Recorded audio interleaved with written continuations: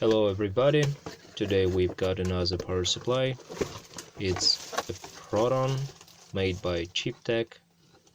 Pretty nice power supply, 80 plus, which is common right now.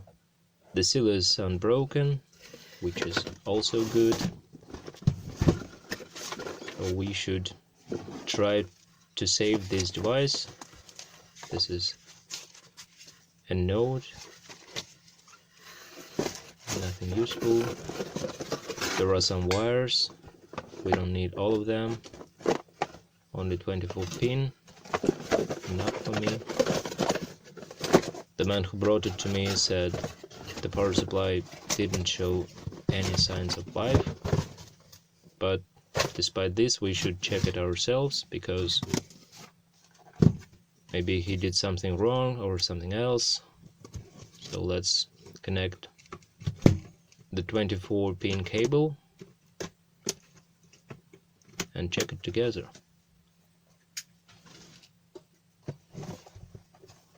As I mentioned before in my previous videos, I always start checking the power supplies by means of isolation transformer, otherwise we can destroy something if we connect it directly from mains. Here is my DIY tester. Some people ask me about it. It's not a big deal, just 3 LEDs and some resistors. Everyone can do it. Okay, now I turn on the isolation transformer and no signs of life, no indicator. Yes, on indicator is glowing. Light bulb didn't blink. So we made sure that the fuse is probably bad, because light bulb didn't blink. If the fuse was good, the light bulb should blink, showing us that the mains capacitors are charging for a short period. Okay, I unscrewed it and you're gonna see what's inside. Nothing blown at the first sight, which is also good. There is a fuse that is 99% is bad, but we're gonna check it anyway. Here's the beeping, and if we check it, we make sure that the fuse is definitely blown. So next step is to remove the PCB somehow.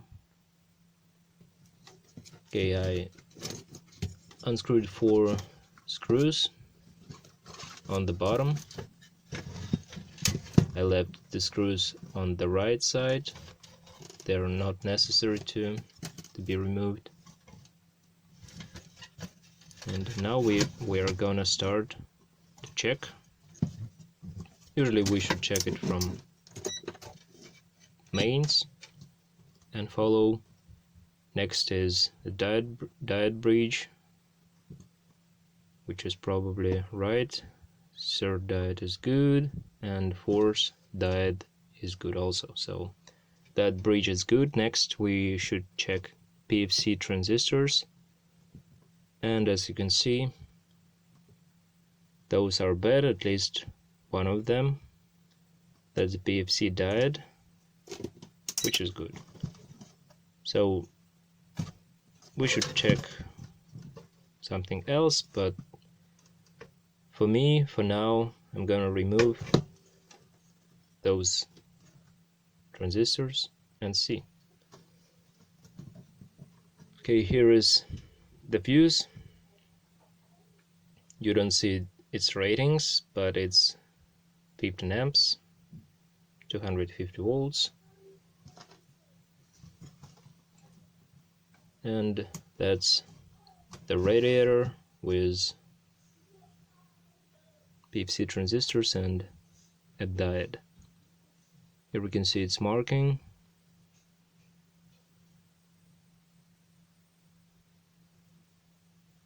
made by Cree. The diode, it's silicon carbide. You can see by the voltage drop.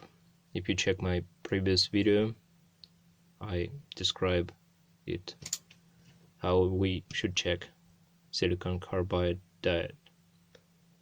Okay, here's one transistor is bad, the second one is good, so we must replace at least one,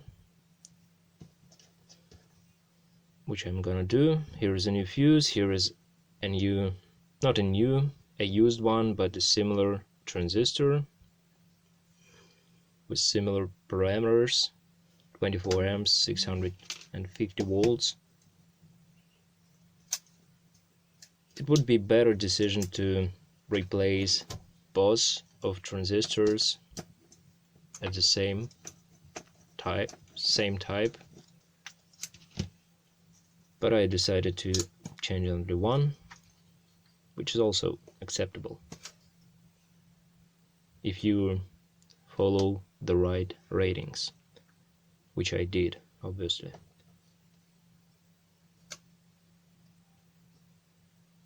Here's the thermal pad. I'm gonna use the old one, clean it with some alcohol, spread some thermal grease, silicone thermal grease,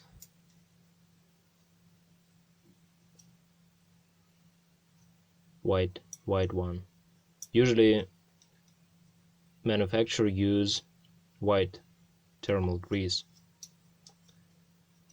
There is a gray one also I have, but I didn't see any gray one used in power supplies, only white. I don't know why, maybe if somebody knows it, please write it down in the comments why it is used. Maybe there is some conductivity in gray ones, but I tried to check the resistance, and in my opinion there is no conduction in gray thermal grease. Anyway, it's just my considerations. Okay, I replaced the fuse, also soldered back the radiator, the transistors, and also it's gonna be a good practice to check the mains, the bulk capacitor, when your PFC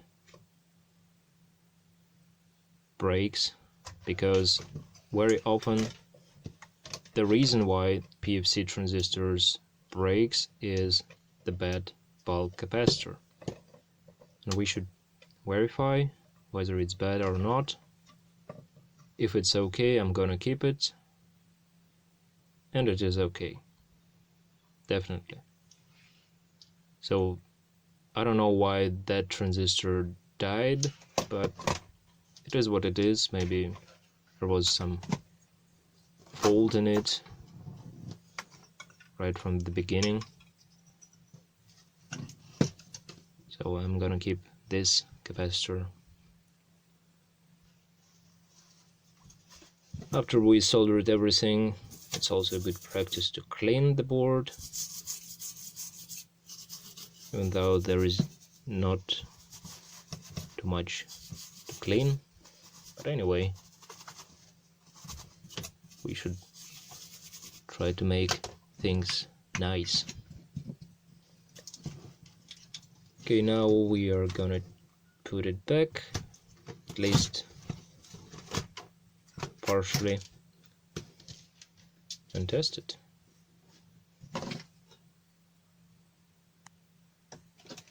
Also off camera I checked the rest of the board, the output,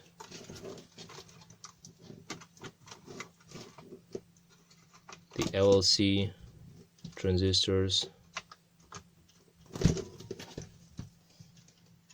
which were good, obviously. That's why I'm confident to check it right now. Anyway, I'm gonna use the isolation transformer. If you don't have one, at least check it with a light bulb in series with mains. And always be careful, mains are lethal.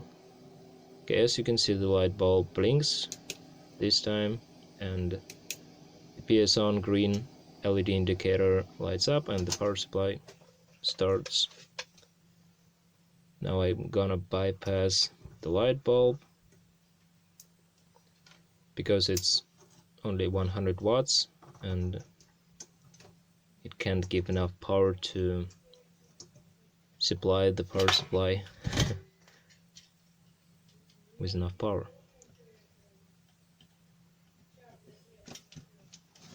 Gonna put back the fan just to check it.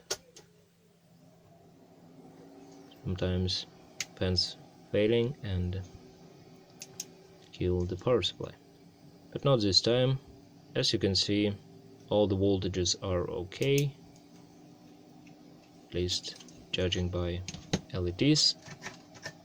Now we should try another tester, more professional one, which can show us the voltage, the power good signal.